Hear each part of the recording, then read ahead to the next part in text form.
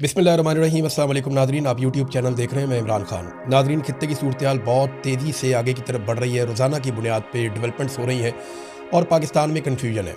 पाकिस्तान की सरकार को कन्फ्यूजन इस बात की है कि पाकिस्तान ने खड़े कहाँ होना है, जाना कहाँ।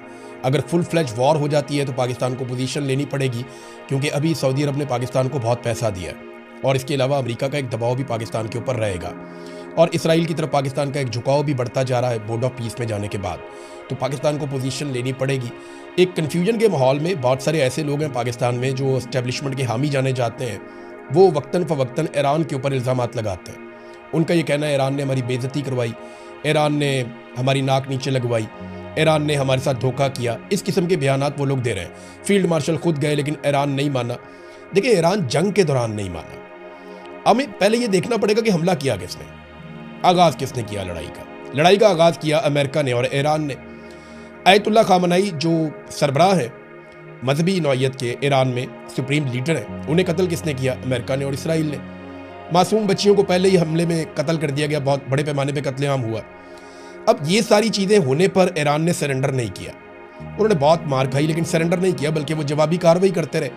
तो अब वो सिर्फ इसलिए सरेंडर कर दें क्योंकि हम कह रहे हैं कि आप कुछ मुतालबात ज़्यादा तस्लीम कर दें, हालांकि बात बन गई थी। और ये जो बात बन गई थी इसकी गवाही पाकिस्तान के अंदर अब बहुत सारे सहाफ़ी आहिस्ता आहिस्ता देना शुरू हो गए हैं। जो पहले बोलने से डरते थे उन्हें भी अब जुबान लग गई है। और अमेरिकन मीडिया खुद बता रहा है कि ये बात बन गई थी कि ईरान आबने हुर्मुज़ को खोल रहा था इस शर्त पे कि अमेरिका नाकाबंदी फौरी तौर पे ख़त्म कर देगा और बाकी चीज़ें मुज़ाकरात में जाकर तय हो जाएंगी। लेकिन डोनाल्ड ट्रंप ने नाकाबंदी को एक ताकत के तौर पर इस्तेमाल किया। इस वक्त अमरीकी ताकत खित्ते में कहाँ कहाँ जमा हो चुकी है और किस तरीके से वो ईरान को घेरा डाल रहे हैं, इस पे मैं आपको मैप पे लेकर जाऊंगा। यानी हमें एक दफ़ा फिर जाना पड़ेगा मैप पे और चलते हैं मैप पे। जी नादरीन, तो ये है मैप और ये जनाब अमेरिका और ये वो रीजन है जहां लड़ाई चल रही है या जहां पे सारा फड्डा है। ये आपने थोड़ा सा याद रखना है कि समंदर कौन कौन से हैं। सिर्फ ये मैं आपको दिखाने के लिए वर्ल्ड मैप मैंने आपको दिखाया, पूरी दुनिया का नक्शा है ये, सिर्फ ये दिखाने के लिए कि यहां पे समंदर कौन कौन से हैं। इसे कहते हैं पर्शियन सी। ये समंदर जो है ना, ये अरब ममालिक और ईरान के बीच में। ये अरेबियन सी है, ये इंडिया और पाकिस्तान के सामने, ओमान के सामने ये वाला है। इसे गल्फ ऑफ ओमान भी कहते हैं, लेकिन ये इंडियन सी है। और इसके बाद ये वाला जो एरिया, इसको मेडिटेरेनियन सी कहते हैं। ये तीन समुद्रों को आपने याद रखना है, 1, 2 और ये 3। और ये रेड सी है, ये सऊदी अरब और अफ्रीकी ममालिक के बीच में। रेड सी मैंने आपको पहले बताया हुआ है। ये सिर्फ आप ये नक्शा देख लें, उसके बाद जरा यहां पे आप आ जाए और आपको जरा क्लियर करके मैं दिखा देता हूं। ये जनाब ईरान है, ये पर्शियन गल्फ है, ये गल्फ ऑफ ओमान है। ये बिल्कुल छोटा सा एरिया है गल्फ ऑफ ओमान। ये आबने हुर्मुज़, ये इसके बाद गल्फ ऑफ ओमान। ये वो जगह है जहां से अमेरिका ने ब्लॉकेज लगाया हुआ है पाकिस्तान और ओमान के बीच में। और ये वाला जो समंदर का बड़ा हिस्सा है, ये अरेबियन सी भी इसको कहते हैं, इंडियन ओशियन भी इसको कहते हैं। तो ये एरिया अलग है। ये रेड सी है, यहां से नीचे से ये आपको बाब मंदब नजर आ रहा है, यमन के बिल्कुल साथ, अफ्रीका और गल्फ ममालिक के बीच में, खलीजी ममालिक और अफ्रीका के बीच में, यमन और जबूती के किनारे पे ये एक बीच में एक एरिया है जिसको आप कहते हैं, ये मैंने आपको निशान लगा दिया, ये वाला एरिया, इसको आप कहते हैं बाब मंदब। ये साथ आगे शुरू होता है रेड सी, और ये सारा वो मेडिटेरेनियन सी है जो जाके यूरोपीय ममालिक के साथ लगता है। यूरोपीय ममालिक उस तरफ आते हैं, यहाँ ऊपर तुर्की है, नीचे मिस्र है, ये शाम है और ये इसराइल है और गजा भी वहीं पे है। अब आ जाए उस फाइनल मैप की तरफ जो सारी हकीकत बता रहा है। ये देखें आप, इस वक्त जो लेटेस्ट सूरत हाल है वो ये है कि अमेरिका के जहाज कहां कहां पहुंच गए और किस किस जगह पे अमेरिका के अड्डे मौजूद है। ये जी अरेबियन सी या इंडियन ओशियन, एक अमेरिकी बहरी जहाजों का जो अड्डा है वो यहाँ पे है। वो यहाँ पे इन्होंने बना लिया समंदर के अंदर, और यहाँ पे इन्होंने अपनी फौजी ताकत इकट्ठी कर ली है अरेबियन सी के अंदर या इंडियन ओशियन के अंदर। और ये ईरान का ये वाला एरिया यहां से इन्होंने कंट्रोल किया। दूसरा, अरब ममालिक को क्रॉस करें तो यहां पे रेड सी आ जाता है, मैंने आपको पहले दिखाया था। एक अमेरिकी बहरी बेड़ा वो ये यहां पे इन्होंने पहुंचा दिया, यहां पे आके खड़ा है। और अब जो अमेरिकी बेड़ा एक और आया पैसिफिक ओशियन से निकल के, वो यहां पहुंच गया। ये इसराइल की बैक साइड पे, यहां पे मेडिटेरेनियन सी के अंदर इनका एक बेड़ा पहुंच गया। तो ये तीन तरफ से इन्होंने ईरान को घेरा डाला इस वक्त तक। अगर लड़ाई हो जाती है और लड़ाई बढ़ जाती है, पाकिस्तान इस वक्त कंफ्यूज है, पाकिस्तान कहां खड़ा होगा। लेकिन पाकिस्तान के अंदर मिलिट्री एस्टेब्लिशमेंट के जो करीबी अकाउंट्स हैं या जो करीबी लोग हैं, वो सोशल मीडिया पे ये बात करना शुरू हो गए कि ईरान ने ज्यादती की है। ये पहले भी कर रहे थे और पहले कुछ मैसेजेस भी मिलिट्री एस्टेब्लिशमेंट के लोगों की जानिब से या डायरेक्ट उनकी जानिब से सहाफियों को भिजवाए गए थे, जिसमें कहा गया था कि ईरान की मजम्मत शुरू करो। तो हमें यह पता है कि जिस वक्त सऊदी अरब दबाव डालेगा, क्योंकि बहुत पैसा दिया सऊदी अरब ने, तो पाकिस्तान को पोजीशन लेनी पड़ेगी। तो ये एक और साइड हो सकती है जहां से कुछ दबाव ईरान के ऊपर बढ़ाया जा सके। लेकिन पाकिस्तान नहीं भी करेगा तो पाकिस्तान को करना पड़ेगा। वजह यह है कि सऊदी अरब और सऊदी अरब का पैसा, अभी हमने यूएई का पैसा वापस किया, सऊदी अरब से लेके वापस किया, यहां से पैसा लिया, यहां पे वापस कर दिया। हमारा इसमें कोई कमाल नहीं है, हमारे ऊपर पैसा उतना ही चढ़ा हुआ है, शायद उससे ज्यादा चढ़ गया है, क्योंकि और कर्जा भी हम लेते चले जा रहे हैं। तो ये इस वक्त सिचुएशन है खित्ते में जहां पे अमेरिका ने अपनी इतनी फौज लाकर इकट्ठी कर दी है कि इस फौज के साथ पूरी एक जंग लड़ी जा सकती है। पहले इस रीजन में अमेरिका ने कभी इतनी ताकत इकट्ठी नहीं की जितनी अब की है।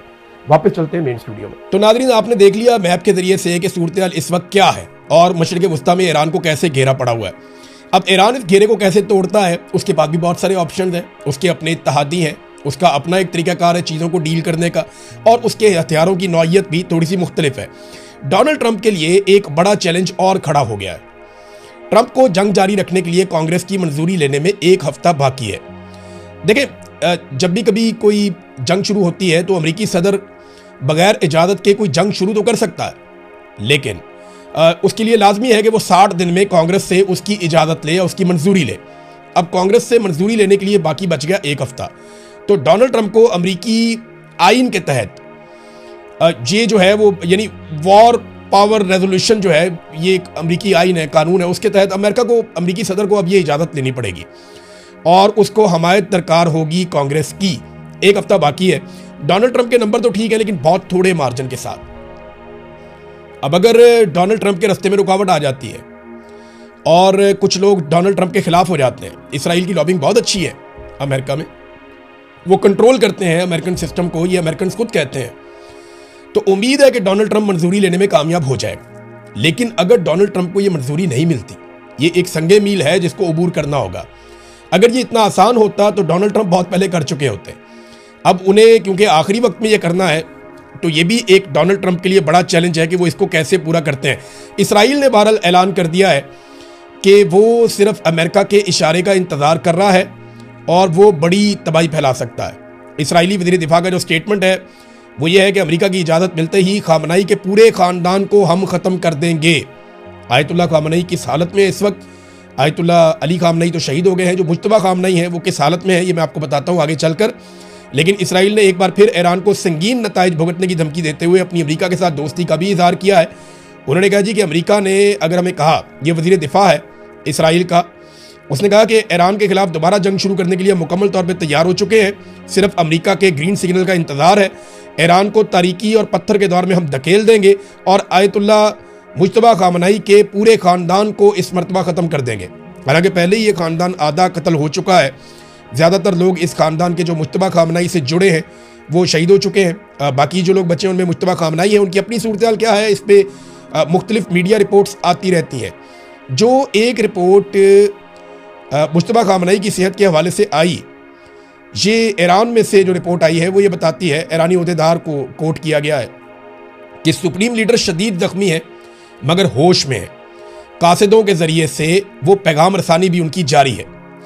ये ईरानी मीडिया को या ईरानी ओहदेदार को कोट किया गया है और अमरीकी इदारे में कोट किया गया है। अमरीकी अखबार न्यूयॉर्क टाइम ने दावा किया है कि ईरानी सुप्रीम लीडर ज़हनी तौर पे पूरी तरह मुतहर्रिक हैं और मजबूत हैं और बाखबर हैं, लेकिन मुल्क के अहम फैसले अमनन पासदारान इनकलाब के आला कमांडरों के एक ग्रुप के ज़रिए किए जा रहे हैं। हाँ, ये है कि वो अपनी पैगामात जो है वो पहुँचाते रहते हैं। वो एक बड़ी महफूज जगह पे मौजूद हैं। जो फ़िज़ाई हमला किया गया था उसमें वो शदीद ज़ख्मी हो गए थे और अभी तक वो तिब्बी टीम की निगरानी में हैं। ईरान के सीनियर ओहदेदार ने बताया कि सुप्रीम लीडर मुज्तबा खामनई शदीद ज़ख्मी हैं मगर होश में हैं। उन तक पैगामात हाथ से लिख कर जा रहे हैं और वापस वहीं से तहरीरी तौर पे उनके जवाबात भी आ रहे हैं। ईरानी सीनियर ओहदेदार ने कहा कि इसराइली या अमरीकी निगरानी से बचने के लिए आला हुक्काम सुप्रीम लीडर मुज्तबा खामनई के करीब नहीं जा रहे और पैगाम रसानी के लिए गैर रवायती मगर महफूज तरीके इस्तेमाल किए जा रहे हैं। ये सदियों पुराना तरीका है कि हाथ से ख़त लिख कर भेज दो और वहीं से ख़त वापस आ जाए। अच्छा, अब उनकी सेहत के बारे में ये बताया जाता है कि उनके ऊपर जो अटैक हुआ उसमें उनकी एक टांग के 3 सर्जरीज उनकी हो चुकी हैं मुबैना तौर पे इसलिए कह रहा हूँ कि ये अमेरिकन मीडिया रिपोर्ट कर रहा है, ईरानी सोर्सेज से रिपोर्ट कर रहा है, तो इसलिए मैं आपको कह रहा हूँ मुबैना तौर पे कि 3 मरतबा उनकी टांग की सर्जरी हुई है और इस बात का खदशा है कि शायद उनको जो है वो नकली टांग लगानी पड़े, लेकिन बार बार उनकी सर्जरीज की जा रही हैं। उनका हाथ जो शदीद ज़ख्मी था वो अब बेहतर हो चुका है इस रिपोर्ट के मुताबिक। उनके चेहरे पे जो ज़ख्म आए थे उनका भी इलाज जारी है और ये उम्मीद की जा रही है कि आयतुल्लाह मुज्तबा खामनाई को शायद जो है वो आने वाले वक्त में उन्हें कोई सर्जरी भी देनी पड़े, प्लास्टिक सर्जरी वगैरह कोई ऐसा काम करना पड़े। बहरहाल उनका अपना एक स्टेटमेंट भी आया है, मुज्तबा खामनाई का एक स्टेटमेंट जारी भी किया गया है और वो जो स्टेटमेंट है वो क्या कह रहा है, हम वतनों के दरमियान पैदा होने वाले गैर मामूली इत्तेहाद की बदौलत दुश्मन की सफ़ों में दरार पड़ गई है।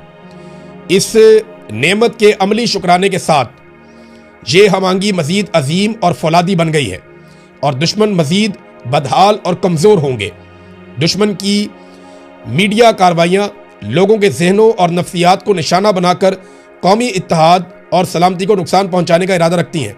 दुआ है कि हमारी गफलत इस नापाक इरादे को पाया तकमील तक ना पहुँचने दे, यानी हम कोई ऐसी गफलत ना करें जिससे दुश्मनों का इरादा कामयाब हो जाए। तो ये आयतुल्लाह मुज्तबा खामनाई का एक ईरानी कौम के नाम पैगाम आया। डोनाल्ड ट्रंप से कुछ सवालात भी किए गए मीडिया की जानिब से। एक सवाल उनसे ये पूछा गया कि क्या आप ईरान के खिलाफ एटमी हथियार इस्तेमाल करेंगे। हालांकि इससे पहले खबर आ चुकी है कि डोनाल्ड ट्रंप ने एक मौके पर एटमी कोड्स मांगे थे, इसकी तस्दीक तो नहीं हुई, लेकिन ये दावा किया गया अमेरिका में कि एटमी कोड्स उन्होंने मांगे तो उनको इनकार कर दिया गया। लेकिन ट्रंप ने कहा यह अहमकाना सवाल है, बिल्कुल मैं ऐसा नहीं करूँगा, रवायती हथियारों से हमने ईरान को तबाह कर दिया है तो हमें दूसरे हथियारों की ज़रूरत नहीं है, ये डोनाल्ड ट्रंप ने स्टेटमेंट दिया। फिर डोनाल्ड ट्रंप ने एक और बात की है, उनसे सवाल किया गया कि आप कब तक ईरान का इंतज़ार कर सकते हैं, कितनी देर आप ईरान के जवाब का या मुआहदे का इंतज़ार करेंगे। तो डोनाल्ड ट्रंप ने कहा जनाब हमारे पास तो बहुत वक्त है, वक्त तो ईरान के पास नहीं है। फिर उसने कहा मुझे कोई जल्दी भी नहीं है। फिर डोनाल्ड ट्रंप ने कहा जी कि वियतनाम की लड़ाई 18 साल चलती रही है, इराक की लड़ाई का उन्होंने हवाला दिया, उन्होंने बहुत सारी और लड़ाइयों का हवाला दिया, कोई लड़ाई 7 साल चली, कोई 14 साल चली, कोई 18 साल चली, तो अभी तो 6 हफ्ते हुए हैं और मुझे कोई जल्दी नहीं है। और क्योंकि देखिए सहाफ़ी बार बार ये इसलिए पूछते हैं कि यूरोप के ऊपर प्रेशर बढ़ रहा है, एशिया के ऊपर प्रेशर बढ़ रहा है, अफ्रीका के ऊपर प्रेशर बढ़ रहा है।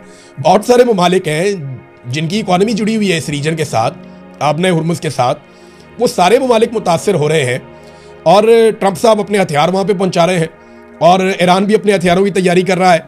अब वहाँ से रिपोर्टें आती हैं ईरान में से और अमेरिकन मीडिया भी रिपोर्टें देता है कि ईरान के आधे से ज़्यादा हथियार अभी महफूज हैं और वो उन्हें चला सकता है। दूसरी जानिब अमेरिका के अंदर एक नई बहस शुरू हो गई। ये वॉल स्ट्रीट जर्नल ने खबर दी है। खबर ये कहती है कि ट्रंप की इंतजामिया बड़ी तेज़ी से इस बात का तखमीना लगा रही है, जो वाइट हाउस है वो इस बात का तखमीना लगा रहा है बड़ी तेज़ी से कि अगर चीन ने इस वक्त ताइवान पे कब्जे की कोशिश की या चाइना इस वक्त ताइवान पे कब्जा करता है तो अमेरिका क्या मुकम्मल तौर पे ताइवान का दिफा कर पाएगा। क्योंकि रिपोर्ट्स के मुताबिक अमेरिका अपने जो टॉम हाक मिसाइल्स हैं उनमें से 1000 से ज़्यादा इस्तेमाल कर चुका है। 1500 से 2000 के बीच में एयर डिफेंस मिसाइल भी अमेरिका अपने फायर कर चुका है और इनकी बहाली में सालों लग सकते हैं। अमेरिका ने अभी दिफाई कंपनियों के साथ मुआहदा किया है जिसमें 4 से 5 साल में उन्हें बड़े पैमाने पर यानी 4300 मिसाइल मजीद बनाकर दिए जाएंगे, जिनमें क्रूज मिसाइल भी हैं, दीगर मिसाइल भी हैं। अमेरिका के लिए एक प्रॉब्लम यह है कि अगर दुनिया में अब कोई नया फड्डा हो जाता है या कोई और ऐसी जंग छिड़ जाती है जिसमें अमेरिका को जाना पड़ जाए तो अमेरिका के पास हथियारों का ज़ख़ीरा कितना ज़्यादा है। ये 6-7 हफ्तों में अमेरिका ने इतने हथियार चला दिए ईरान के खिलाफ, इतना बारूद फूंक दिया है कि अब उनके पास आधी कैपेसिटी बाकी है। ये अमेरिकन मीडिया की और अमेरिकन इदारों की रिपोर्टें हैं। अब इस कैपेसिटी के साथ अगर वो दोबारा ईरान से लड़ते हैं तो लाजमी बात है कि ये ज़ख़ीरा मज़ीद कम हो जाएगा और इसकी भरवाई में सालों लग जाएंगे।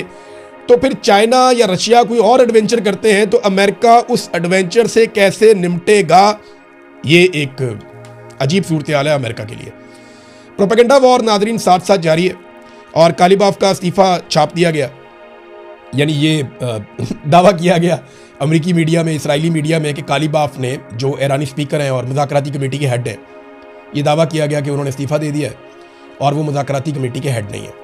लेकिन बाद में ईरान से इसके ऊपर तरदीद भी आ गई। ईरान ने यह भी कहा कि हमारे आपस में अंदरूनी तौर पे किसी किस्म के कोई इख्तलाफात नहीं है। ये इख्तलाफात अमेरिका में है लेकिन हमारे अंदर कोई इख्तलाफात नहीं है और ऐसे मौके पर ही इख्तलाफात के हवाले से आयतुल्लाह मुज्तबा खामनाई का भी एक स्टेटमेंट आ गया जो मैंने आपको पढ़ के सुना दिया। डोनाल्ड ट्रंप ने एक ऑर्डर दिया है जहां से ये लड़ाई दोबारा ट्रिगर हो सकती है। ये ऑर्डर क्या है? डोनाल्ड ट्रंप ने वो कश्तियां तबाह करने का हुक्म दे दिया। अच्छा, कश्तियां जब मैं आपको कहता हूं तो ये ऐसा नहीं है कि छोटी छोटी चप्पुओं वाली कश्तियां हैं, ये अच्छे खासे क्रूज हैं, बड़े जहाज हैं। तो डोनाल्ड ट्रंप ने कहा जनाब कि वो जहाज या कश्तियां तबाह कर दिए जाएं जो आपने हुरमुज़ में बारूदी सुरंगें बिछा रहे हैं। अब बारूदी सुरंगें बिछाने के नाम के ऊपर आप किसी भी जहाज को जब निशाना बनाएंगे तो लड़ाई ट्रिगर कर जाएगी, लड़ाई बढ़ जाएगी। और ये अब ऐसा लगता है कि लड़ाई दोबारा शुरू होने की जो वजह बनेगा वो आपने हुरमुज़ ही बनेगा। और मैं आपको पहले ही मैप दिखा चुका हूं कि अमेरिका ने किस तरीके से इस पूरे रीजन को कब्जे में लिया है। और मैंने आपको ये सिचुएशन भी बता दी है कि पाकिस्तान का रोल कैसे इंपॉर्टेंट हो सकता है इन केस कि पाकिस्तान को सऊदी अरब के साथ किया हुआ अपना मुआहदा पूरा करना पड़ जाए। नाज़रीन, पाकिस्तान के अंदर क्योंकि पाकिस्तान की बात हुई है तो ज़रा यहाँ पे भी आ जाते हैं। हालात ये पैदा हो गए हैं कि पाकिस्तान पेट्रोल के बाद अब दुनिया का ऐसा मुल्क बन गया जो बिजली भी सबसे महंगी बेच रहा है। यहाँ पे शाकिर एवान साहब ने कमाल तरीके से एक्सपोज किया है मौजूदा हुकूमत को, सबसे शानदार काम कर रहे हैं। बल्कि लोग उन्हें अपने बिल भिजवा रहे हैं, पुराने भी नए भी, और वो तकाबली जायजा कर करके लगाए जा रहे हैं। यहाँ पे शाकिर एवान साहब ने एक बिल शेयर किया। और मैं एक बात याद रखिएगा, इमरान खान साहब की हुकूमत आ जाए और इस तरह का बिल आ जाए तो आपने मुझे नहीं कहना कि भाई अब तुम ये बात क्यों नहीं करते। मैं इसलिए ये बात कर रहा हूं कि ये किया कराया नवाज शरीफ का है। ये नवाज शरीफ ने, शहबाज शरीफ ने और पीपल्स पार्टी ने मिलकर आईपीपीज लेकर आए। एक भी आईपीपी का मुआहदा इमरान खान के दौर में नहीं हुआ। ये सारा काम डिक्टेटर मुशर्रफ के दौर में और पीपल्स पार्टी और पीएमएलएन के दौर में हुआ। और इसमें जो सबसे बड़ा किरदार अदा किया, यानी अगर आप देखेंगे 70-80% किसी का किरदार है तो वो शरीफ खानदान का है, जो ये मंसूबे लेकर आए, जिन्होंने ये लगाए। अब कमीशने खा गए, क्या किया, किसकी जेब में पैसा जा रहा है किसी को कुछ पता नहीं है। हत्ता कि इस हुकूमत ने यह भी कर दिया कि सूरज की रोशनी पे टैक्स लगा दिया। अगर आप सोलर के साथ बिजली बनाएंगे, देखिए जिस मुल्क में आप बिजली मुहैया नहीं कर सकते, या तो हुकूमत आवाम को पूरी बिजली दे रही हो ना, हम पूरी और सस्ती बिजली दे रहे हैं, इसके अलावा अगर कोई अपनी बिजली पैदा करना चाहता है तो वो हमें टैक्स देगा, फिर तो बात समझ आती है।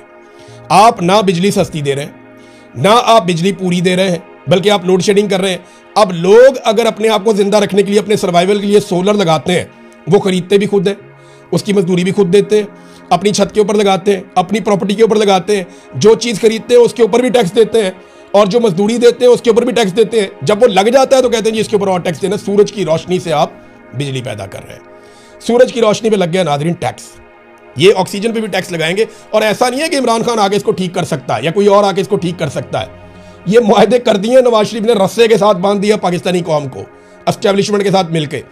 अब ये जान नहीं छूटती है, बहुत मुश्किल है। ये एक और बिल आप चेक करें, ये बिल आ गया नाज़रीन, 73 यूनिट का बिल है और 12,871 रुपये फी यूनिट। अगर आप डिवाइड करें तो 175 रुपये 90 पैसे का यूनिट बनता है, लगभग 176 रुपए का एक यूनिट। और ये 73 यूनिट का बिल है, 100 यूनिट से भी कम का। 300 यूनिट तक की जिन्होंने बिजली मुफ्त देनी थी, उन्होंने सूरज की रोशनी पे भी टैक्स लगा दिया। ये पाकिस्तानियों के साथ धोखा हुआ और पाकिस्तान की तारीख में कभी पाकिस्तानियों के साथ इतना बड़ा धोखा नहीं हुआ। अब तो जो फील्ड मार्शल आसिम मुनीर साहब के बहुत फेवरेट लोग हैं, जिन्हें बहुत पसंद करते हैं, वो भी ये कहना शुरू हो गए हैं कि मकबूलियत बढ़ गई है। मिसाल के तौर पे हाशिम डोगर साहब है, पहले पीटीआई में होते थे, उन्होंने एक स्टेटमेंट दिया, बड़ा मजे का स्टेटमेंट है। उन्होंने कहा जी कि चाहे मुझे अगले इलेक्शन में एक भी वोट ना मिले, मैं आसिम मुनीर के साथ खड़ा रहूंगा, क्योंकि वो बहुत बहादुर है, आगे उनकी तारीफें की है। मामला ये है कि आसिम मुनीर की तारीफें आप करें, लेकिन आप उनके साथ ऐसे ज्यादती तो ना करें। ये तो ज्यादती आप कर रहे हैं। आप ये बता रहे हैं पूरी दुनिया को कि आसिम मुनीर साहब इतने गैर मकबूल हैं, यानी मेरे सर्वे के अंदर भी उन्होंने 6.9% ले लिया। इमरान खान के मुकाबले में जब सर्वे करवाया तो सारी जमातें उनके साथ थीं, 6.9% उन्होंने मेरे सर्वे में ले लिया। लेकिन हाशिम डोगर साहब का यह मानना है कि चाहे मुझे एक भी वोट ना पड़े, यानी वो ये दूसरे अल्फाज में कह रहे हैं कि आसिम मुनीर साहब इतने गैर मकबूल हैं कि मैं उनके साथ खड़ा हूंगा तो मुझे वोट नहीं पड़ेंगे, लेकिन अगर मुझे एक वोट भी ना पड़ा मैं फिर भी आसिम मुनीर के साथ खड़ा हूंगा। यानी ये तो दूसरे अल्फाज में वो बता रहे हैं कि मकबूलियत किधर है और सूरत क्या है। वैसे तो ये पूरा पाकिस्तान ही जानता है, लेकिन जो पाकिस्तान के साथ अब इन लोगों ने किया, इससे पहले कभी हमने सोचा भी नहीं था, हमें अंदाज़ा भी नहीं था कि ये इस लेवल तक पाकिस्तान को लेकर आ जाएंगे। बेड़ा गर्क किया इन्होंने पाकिस्तान का और पाकिस्तान की इकॉनमी का, पाकिस्तान के लोगों का। अब तक के लिए इतने, अपना ख्याल रखिएगा, अपने इस चैनल का भी। अल्लाह हाफ़िज़।